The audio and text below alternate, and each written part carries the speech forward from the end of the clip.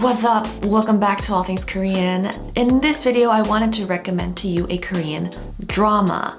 I usually don't recommend Korean dramas. The main reason being I just don't watch Korean dramas. I know this might be an unpopular opinion among Korean language learners, but I can't help it. I just find Korean dramas really, the acting is a bit forced and the romances are just so cheesy and sappy and the whole story is just really predictable.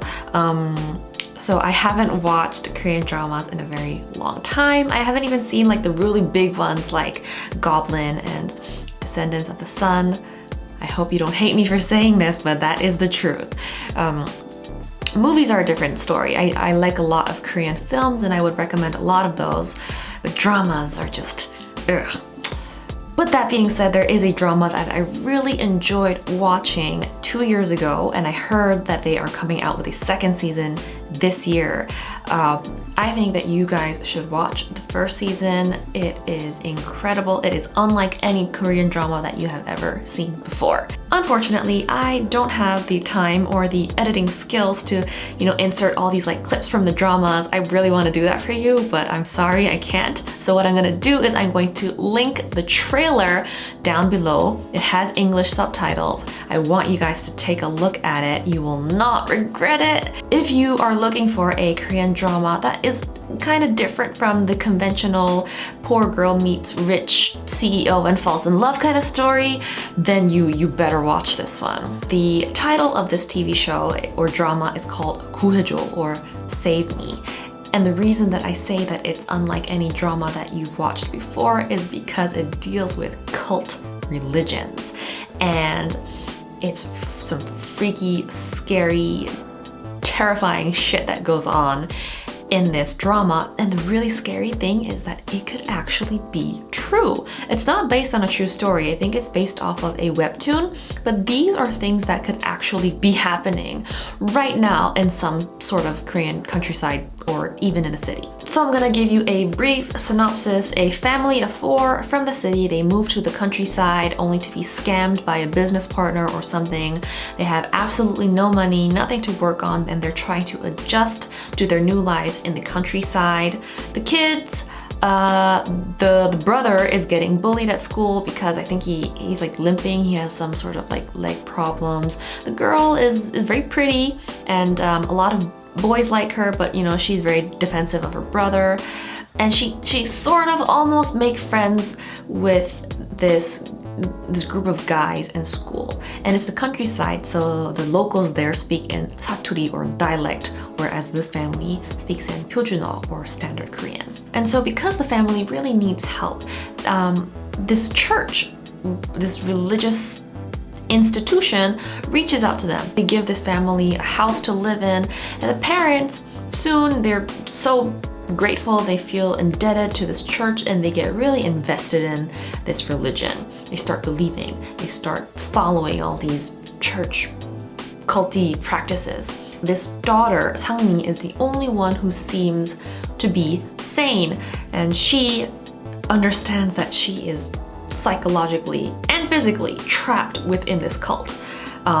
They are feeding drugs to her mother to like keep her captive, and eventually the cult leader turns out to be a perverted psycho who wants to marry this high school girl so he can pretty much rape her. And she knows that. She sees through him where everyone else in the church thinks that he's a god. Basically, all the episodes are her trying to escape from the cult religion, and she sort of reaches out to those high school boys, the group of boys. They put their heads together and try to rescue the family from the cult religion. It's not an easy task because the religion, the cult leader, is a very influential person.